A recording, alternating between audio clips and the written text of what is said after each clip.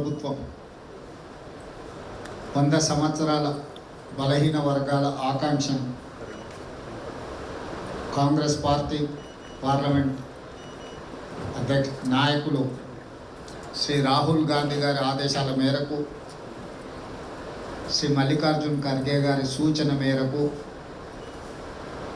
తెలంగాణ రాష్ట్రం మొట్టమొదటి ప్రయత్నంగా తెలంగాణ రాష్ట్ర జనాభాను socio economic, education, employment, political and caste survey 360 degrees Telangana రాష్ట్రంలో ఉన్న దాదాపుగా 3,75,00,000 జనాభాను పరిగణలోకి తీసుకొని ప్రతి ఒక్కరి ఇంటికి వెళ్ళి ఆ కుటుంబం యొక్క వివరాలు, కుటుంబ సభ్యులు, కుటుంబ పెద్దలు, వాళ్ళ సామాజిక నేపథ్యము, వాళ్ళ కుల సమాచారాన్ని సేకరించి ఒక అద్భుతమైన పాలసీ డాక్యుమెంట్ను తెలంగాణ రాష్ట్రం చేయడం జరిగింది.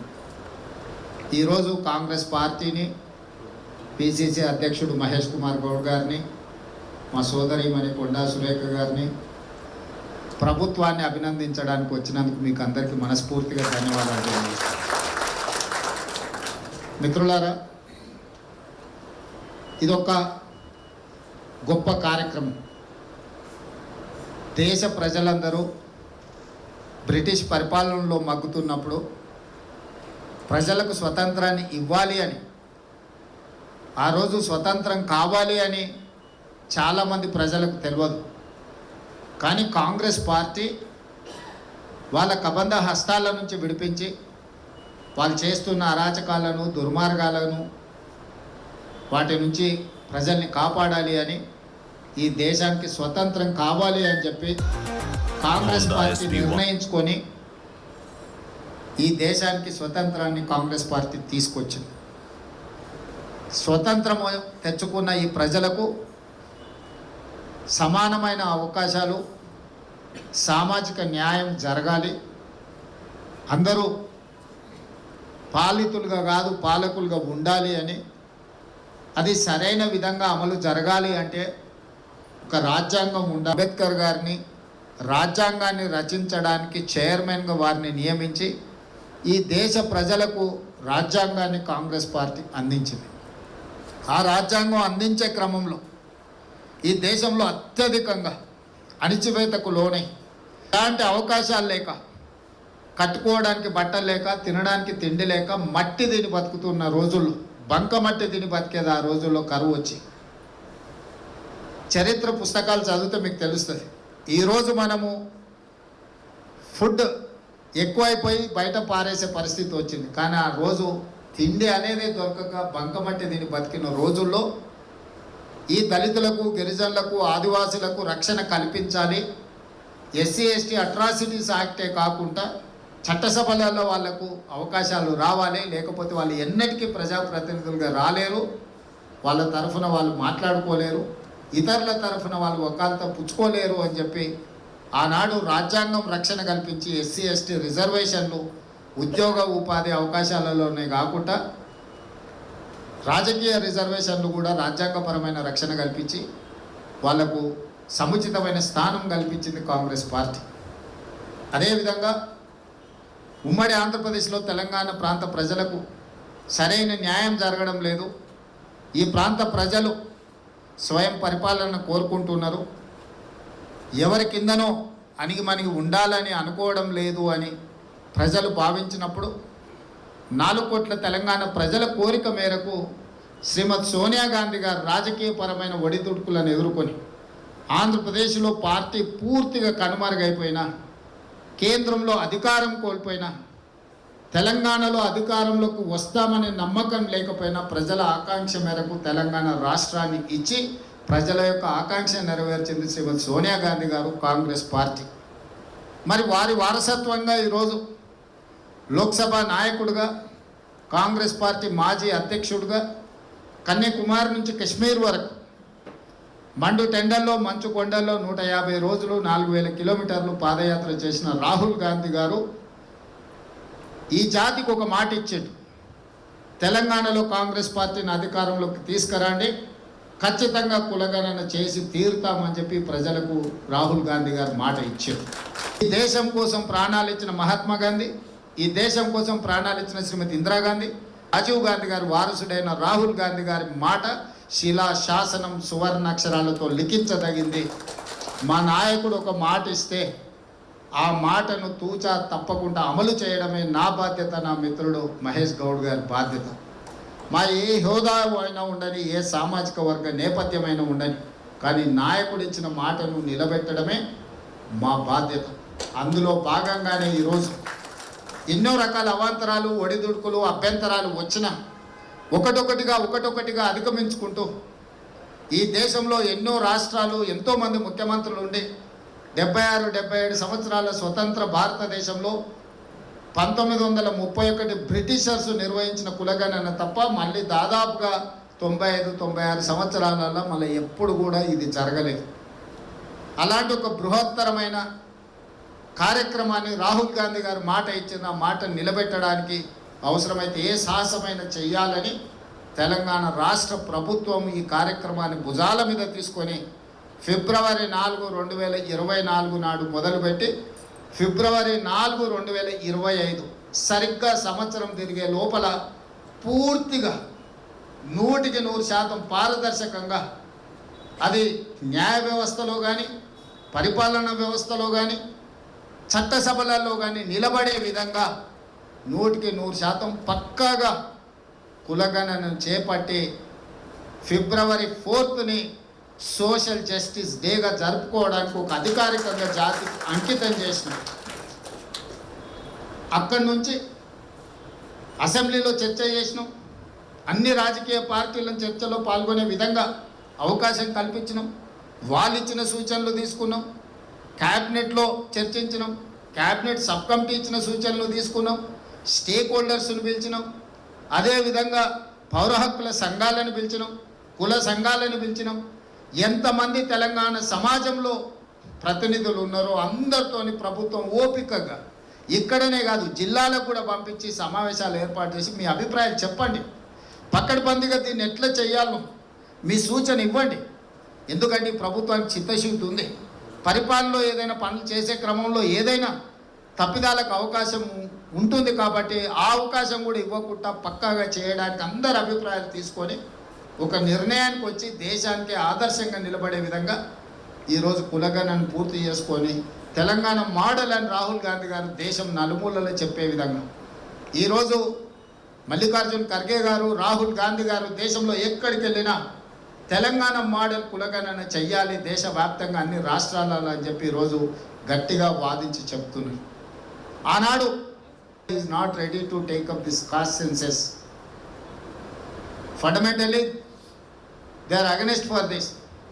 మేము వ్యతిరేకము, మేము చెయ్యము అని చెప్పిన నేపథ్యంలో ఫిబ్రవరి 4, 2025 నాడు మనం పూర్తి చేసుకున్న తర్వాత మనం ఢిల్లీ జంతర్ మంతర్ దగ్గర ధర్నా పెడితే మిత్రుడు శ్రీనివాస్ గౌడ్కు గుర్తుండాలి, మన తెలంగాణ రాష్ట్రం నుంచి పెట్టుకున్న వేదిక మీద 16 రాజకీయ పార్టీలకు సంబంధించిన ప్రతినిధులు, ఇది మన ఒక్క తెలంగాణ రాష్ట్ర ప్రభుత్వం అభిప్రాయం కాదు, డిఎంకే కావచ్చు, ఎన్సిపి కావచ్చు, ఆర్జేడీ కావచ్చు, కమ్యూనిస్టు పార్టీలు కావచ్చు, భారతదేశంలో ఉన్న జాతీయ పార్టీలైన 16 రాజకీయ పార్టీల ప్రతినిధులు, పార్లమెంట్ సభ్యులు వ్యక్తిగతంగా ఒక్కొక్కరితో నేను మాట్లాడి, కరుణానిధి కుమార్తె కన్మోజీ కావచ్చు, శరద్ పవార్ కుమార్తె సుప్రియా సులే కావచ్చు, ఇట్లా ప్రతి ఒక్కరిని జంతర్ మంతర్లో ఎంఐఎం అసదుద్దీన్ ఓవైసీ గారు కావచ్చు, అందరిని ఆ వేదిక మీదకి తీసుకొచ్చి తెలంగాణ రాష్ట్ర ప్రభుత్వం చేపట్టిన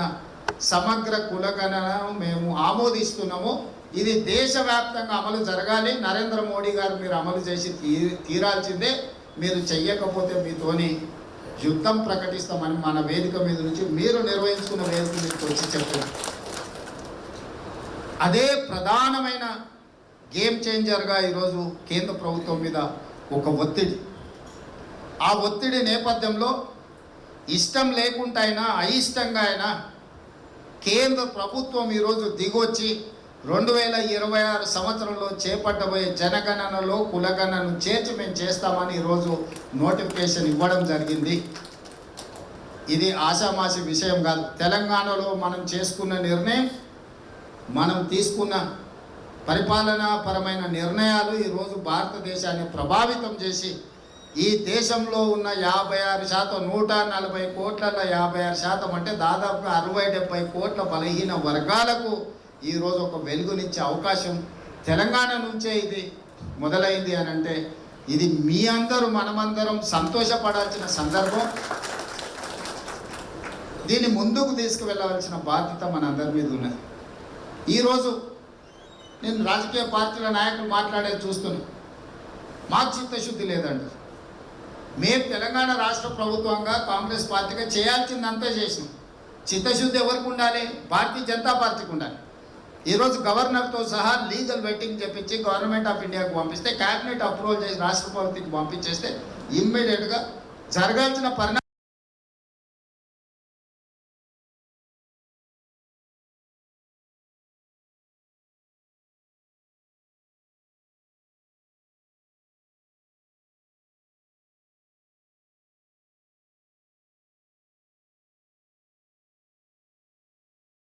వేగంగా జరిగిపోతాయి.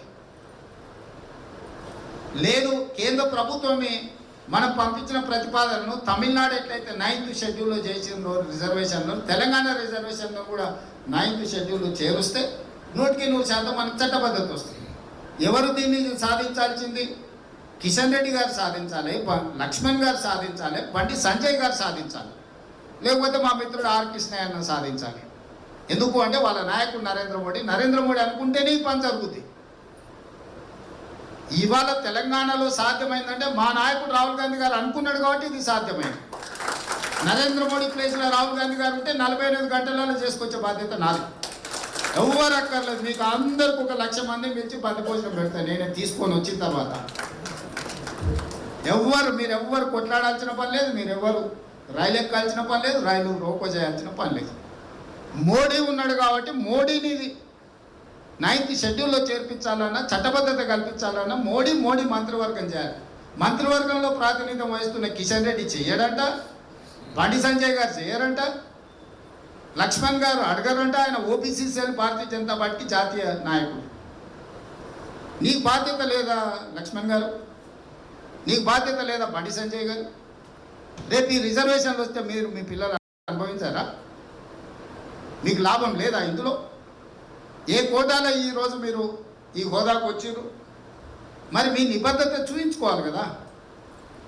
మీరు ఆ పని చేయకుండా రేవంత్ రెడ్డి నిర్ణయంలో చిత్తశుద్ధి లేదంటే రేవంత్ రెడ్డి చేయాల్సింది ఏముందో చెప్పండి. నేను ఇప్పుడు సిద్ధంగా ఉన్న అవసరమైతే అర్ధరాత్రి పూట నా మంత్రివర్గ సమావేశాన్ని ఏర్పాటు చేస్తా. నేను ఏం చేయాలో చెప్పండి నాయకుడిగా. చెప్పు లక్ష్మణ్ గారు, బండి సంజయ్ గారు చెప్పు, రేవంత్ రెడ్డి చేయాల్సింది ఏమి ఇంకా పెండింగ్ ఉంది చెప్పు. రాత్రి 12 కాదు 1 కాదు, తెల్లవారుజామున 4 ఏ మూలకు మా మంత్రులు ఉన్న హైదరాబాద్కు రప్పించి సెక్రటేరియట్ తెరిపించి లైట్ లేపించి అప్పటికప్పుడు నేను పాస్ చేస్తాను. ఇది నా చిత్తశుద్ధి. నన్ను ప్రశ్నించే నైతిక హక్కు మీకు లేదు, నా కళ్ళలోకి చూసే అవకాశం కూడా మీకు ఇవ్వను. ఇది తప్పు అని నా నిబద్ధతని మీరు అడిగే దూరంగా 100 కిలోమీటర్ల దూరంగా ఉండి కూడా మీకు మాట్లాడే అవకాశం నేను ఇవ్వను. 100% దీన్ని పక్కడబందిగా చేయడమే కాకుండా అమలు ఎట్లా చేయాలని నేను తాపత్రయపడుతుంటే రేవంత్ రెడ్డి నిర్ణయంలో చిత్తశుద్ధి లేదు. చెప్పు, ఏం చిత్తశుద్ధి కావాలో చెప్పు, ఏం చేయాలో చెప్పు. ఇవాళ కోర్టు ఆదేశాలు ఇచ్చింది, మేము చూసినాం, రాష్ట్రపతి ఆమోదంతో వస్తుందేమని. కానీ నిన్న మొన్న హైకోర్టు ఆదేశాలు ఇచ్చింది. 1 నెల రోజుల్లో స్థానిక సంస్థలలో రిజర్వేషన్లు పక్కాగా చేయండి, సెప్టెంబర్ 30 లోపల ఎన్నికలు చేయండి. నేను 18 నెలలు ఇది వస్తుందనే ఆపినాం. మిత్రుడు శ్రీనివాస్ గారికి చెప్పిండు పెట్టాలంటే ఎప్పుడో ఎంపీ ఎలక్షన్లు 5 నెలకే నేను సర్పంచ్ ఎలక్షన్లు పెట్టేటోని, ఎంపీటీసీ జిల్లా పరిషత్ అన్ని పెట్టేటోని, మున్సిపాలిటీస్ పెట్టేటోని. ఎందుకు వాయిదాలు వేసినా? అట్లా చేస్తే 22% అవుతుంది, ఇట్లా చేస్తే 42% వస్తుంది. 42% రిజర్వేషన్లు ఇచ్చి నేను ఈరోజు ఎన్నికలు నిర్వహించాలి స్థానిక సంస్థలలో కాబట్టి వాయిదా వేసుకుంటూ వచ్చిన. ఈరోజు కోర్టు నాకు స్పష్టమైన డెడ్ లైన్ ఇచ్చింది, తారీఖు చెప్పింది. 30 రోజుల్లో ఇది చేయాలి, 90 రోజుల్లో అది చేయాలి, సెప్టెంబర్ 30 లోపల ఎన్నికలన్నీ పూర్తి చేయాలి. మరి ఇప్పుడు నేను కేంద్ర ప్రభుత్వానికి విజ్ఞప్తి చేసిన, రేపు పార్లమెంట్లో మళ్ళీ మా రాహుల్ గాంధీ గారితో మాట్లాడిస్తాను. నువ్వు ఆదేశాలు ఇస్తే నాకు ఈ ఆర్డినెన్సులు తెచ్చే పని ఉంది. రెండోది, చంద్రశేఖరరావు గారు చేసింది కూడా మీకు తెలవాలి. పంచాయతీరాజ్ యాక్ట్ చేసినప్పుడు 2018లో రిజర్వేషన్లు 50% మించొద్దని ఇదే అసెంబ్లీలో చట్టం చేసిండు చంద్రశేఖరరావు గారు. ఆ చట్టం చేసిన దాంట్లో ఎవరయ్యా భాగస్వాములు? శ్రీనివాస్ గౌడ్, శ్రీనివాస్ యాదవ్, గంగుల కమలాకర్. వాళ్ళు మంత్రులు. మేము తెలంగాణ రాష్ట్రంలో రిజర్వేషన్లను 50%కే పరిమితం చేస్తామని పంచాయతీరాజ్ యాక్ట్ని చేసింది వాళ్ళు. ఆ యాక్ట్ను ఆ 50% సీలింగ్ దాటించడానికి ఇవాళ నేను ఆర్డినెన్స్ అసెంబ్లీని ప్రోరోగ్ చేసి ఈరోజు ఆర్డినెన్స్ తెచ్చి ఆర్డినెన్స్ను పంపించి 50% అనే నిబంధనను తొలగించి వాళ్ళు తాళాలు వేసి పెడితే ఆ తాళాలు వలగొట్టి 50% పైన రిజర్వేషన్లు ఇస్తాను నేను ఆర్డినెన్స్ తెస్తున్నాను. నా చిత్తశుద్ధి మీరా? చెయ్యకపోతే చేయకపోయినరు.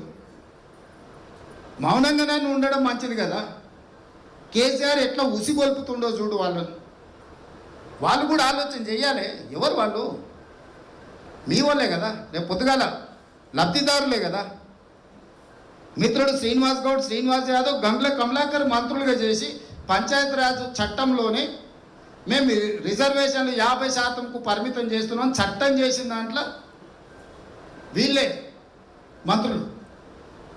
మీరు చేసిన దాన్ని నేను ఆర్డినెన్స్ ఇచ్చి నేను అసెంబ్లీ వరకు ఆగితే ఆలస్యం అవుతుందని ఆర్డినెన్స్ ఇచ్చి ఈరోజు ఆ నిబంధనను తొలగించి గవర్నర్ దగ్గర పంపించి బలహీన వర్గాలకు 42% రిజర్వేషన్ ఇచ్చి ఎన్నికలు చేయాలని ఈరోజు నేను తాపత్రయపడుతుంటే నన్ను ప్రశ్నిస్తుంది. నా బాధ ఏంటంటే చేసేది నేనే, చెప్పుకునేదే నేనైతే ఎట్లా? చెప్పనీకనైనా మీరు నాకు తోడు ఉండాలి కదా. చెప్పనీకనైనా మీరు తోడు ఉండాలి కదా. నేను మీకోసమే కదా చేస్తున్నాను, నా కోసం చేస్తున్నానా? నేను రాహుల్ గాంధీ గారు దీంట్లో లబ్ధిదారులం కాదు కదా, మేము పాత్రదారులమే కదా. మరి మీరు రక్షణ కవచంగా నిలబడి దీన్ని కాపాడుకోకుండా వాళ్ళు మా మీద దాడి చేస్తుంటే మీరు మౌనంగా ఉండి మీరు ఏమనుకుంటుండే ఏదో అన్నతిప్పలు అనబడతాడని వదిలేస్తే ఇది ఎట్లయితుంది? ఈరోజు నిలబడాల్సింది, అడగాల్సింది ఎందుకు ఆర్డినెన్స్ తేవాల్సి వచ్చింది, దేనికోసం తెచ్చారు? మీరు అంత చదువుకున్న వాళ్ళు, యాక్ట్ తెంచిన వాళ్ళే కదా. మీ దాంట్లో కూడా పిల్లలు డాక్టర్లు, లాయర్లు, ఇంజనీర్లు, ఐఏఎస్లు ఉన్నారు కదా. రిటైర్డ్ అయిన ఐఏఎస్లు ఇది 9th షెడ్యూల్లో పెడితే బాగుంటుంది ఎట్లా అంటే 9th షెడ్యూల్ ఎవరు పెట్టాలి? మరి వాళ్ళని అడగకుండా నన్ను అడిగితే ఎట్లా? నేను రాసిన కదా ఆల్రెడీ పెట్టమని. నేను మీ అబ్బాడు వచ్చి ధర్నాకే జంతర్ మంతర్లో కూర్చుంటే నేను మీరు రమ్మన్న కాడికి రాలేదా? మీరు కూర్చోమన్న కాడ కూర్చోలేదా? నాతో పాటు ఇంకో 16 రాజకీయ పార్టీలు దేశమంతా పట్టుకొచ్చి మీకు మద్దతు ఇప్పిస్తుంది కదా. నా ప్రయత్నంలో ఏమన్నా లోపం ఉందా? 50 మంది పైన ఆ రోజు ఎంపీలు జంతర్ మంతర్ ధర్నాకు వచ్చింది. నా ప్రయత్నంలో, నా చిత్తశుద్ధిలో, నేను అమలు చేస్తున్న విధానంలో లోపం ఉంటే నేను సూటిగా చంద్రశేఖరరావుకు, ఈరోజు బీజేపీ అధ్యక్షుడు రామచంద్రరావు గారికి, కేంద్ర మంత్రులు కిషన్ రెడ్డి, బండి సంజయ్ గారికి, డాక్టర్ లక్ష్మణ్ గారికి నేను సూచన చేస్తున్నాను. చిట్టి వంపూరి ఇగో ఇక్కడిక్కడ మాకు లోపాలు ఉన్నాయి, నువ్వు సర్దిద్దని పంపు, సర్దిద్దుకుంటా. నేను దీన్ని పర్ఫెక్ట్గా అమలు చేయాలని నేను అనుకుంటున్నా. నాకు లోపభూయిష్టంగా చేయాలనుకుంటే ఇంత దూరమే రాదు కదా. నేను కూడా అందరిలాగా ఐవాష్ లాగా ఏదో కంటి తుడుపు చర్యలాగా చేయాలంటే ఇంత దూరం వస్తుండేనా? ఈరోజు ఎక్స్పర్ట్స్ కమిటీ చైర్మన్గా జస్టిస్, సుప్రీంకోర్టు జస్టిస్ సుదర్శన్ రెడ్డిని ఎందుకు అపాయింట్ చేసినాం? న్యాయం అనేది 100% అవసోపాన పట్టిన వ్యక్తి అక్కడ ఉంటే రేపు ఏ రకమైన వివాదాలకు, చిక్కులకు తావు లేకుండా ఉంటుందని. అదేవిధంగా కంచె ఐలయ్య గారు ఈరోజు కో చైర్మన్. కంచె ఐలయ్య గారి గురించి మీకు తెలుసు. ఆయన ఎవరికైనా వినటోడేనా? దాంట్లో ఏమైనా అటు ఇటు ఉంటే వింటాడా? ఎవరన్నా ఒప్పుకుంటాడా? ఇవాళ కంచె ఐలయ్య గారే బయటకు వచ్చి ఇందులో న్యాయం ఉంది, ఇది కరెక్ట్గా ఉంది, దీన్ని అమలు చేయాలని కంచె ఐలయ్య గారే బయటకు వచ్చి చెప్పిందంటే ఆయన ఎప్పుడు కూడా ఏది కూడా అంత ఈజీగా 100% ఆయన నమ్ముతే తప్ప. మరి ఇవాళ జస్టిస్ సుదర్శన్ రెడ్డి, కంచె ఐలయ్య గారు, శాంత సిన్హా గారు ఇట్లాంటి మేధావులు ఇవాళ అందరూ కూర్చొని దీన్ని ఎట్లా ముందుకు తీసుకెళ్లాలని మనకు సూచన చేసి వాళ్ళందరి ఇది చేసుకోండి. మన క్యాబినెట్లో కూడా, మన క్యాబినెట్ మీటింగు లా సెక్రటరీనే కాదు, అడ్వకేట్ జనరల్ని పిలిపించి క్యాబినెట్ మీటింగ్లో కూర్చోబెట్టి ఏ రకంగా ఇది సమస్యలకు అవకాశం ఉంది, దీన్ని మొత్తం అధిగమించడానికి ఏం కావాలని 1.5 సేపు న్యాయ కోవిధులతో క్యాబినెట్లో పెట్టినాం. అడ్వకేట్ జనరల్ క్యాబినెట్ మీటింగ్కు రాడు, మంత్రులే వస్తారు, మీకు తెలుసు. లేకపోతే సంబంధిత అధికారులు మాత్రమే ఉంటారు, మీకు అందరికి తెలుసు కదా. అట్లాంటిది నేను లా సెక్రటరీని పిలిపించి, అడ్వకేట్ జనరల్ని పిలిపించి, అడ్వకేట్లను పిలిపించి రేపు ఎన్ని రకాల చిక్కులు వస్తాయి ఆ చిక్కులకు అన్నిటి కూడా మనం మందు కనిపెట్టాలి. ఎట్టి పరిస్థితుల్లో దీన్ని ఈసారి గురి తప్పనియొద్దు, గురి చూసి కొట్టాలని ఈరోజు ఒక ప్రాతిపదికన తీసుకొస్తున్నాము.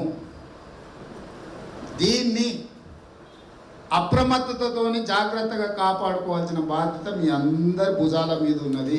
నేను ఒక్కనే కాదు, మీరందరు నాకు తోడు ఉంటే నాకు 1000 ఏనుగుల బలం. నాకు కూడా ఒక ధైర్యం వస్తుంది, అరే నేను ఒక మంచి పని చేస్తున్నాయా, మా వాళ్ళందరూ ఎవడు ఉన్నారు, అక్కడో ఇక్కడో ఎవరైనా అడ్డపడ్డా వాళ్ళు చూసుకుంటారులే అని ఒక ధైర్యం వస్తుంది నాకు. మీరు ఏ ధైర్యం ఇవ్వకుండా, మీరు గట్టిగా నిలబడకుండా, మీరు అటో ఇటో చూస్తే ఈ ఒక్కసారి అన్ని పక్కన పెట్టురు. ఎన్ని 75 ఏళ్ళ నుంచి ఓట్లు వేసారు కదా, రాబోయే ఇంకో 1000 ఏళ్ళు ఓటు వేస్తారు కదా. ఈ ఒక్కసారి జాగ్రత్తగా ఉండండి, అప్రమత్తంగా ఉండండి. ఇవాళ మేము ఇంత కష్టపడి రిస్క్ చేసి నేనేదో చేస్తున్నాను, దీని ఫలితాలు ప్రపంచానికి కనిపించకపోతే, చేస్తే నష్టపోతామని వస్తే రేపు ఏ రాష్ట్రం చేయరా, ఎవరైనా చేస్తారా? పలానా పని చేస్తే నష్టం వస్తుంది, పలానా నిర్ణయం చేస్తే మునిగిపోతామని ఎవరైనా వస్తే ఎవరైనా చేస్తారా? ఇవాళ ఇది చేయడం వల్ల ప్రయోజనం ఉంది, ఈ పని వల్ల రాజకీయ ప్రయోజనం కూడా ఉంది అని కనిపిస్తే అప్పుడు ఆటోమేటిక్గా మిగతా రాష్ట్రాలలో ఉండే ముఖ్యమంత్రులు కానీ ప్రధానమంత్రి కానీ ఓహో ఇందులో లాభం ఉంది అనుకుంటే ఆటోమేటిక్గా ఉరికొస్తారు.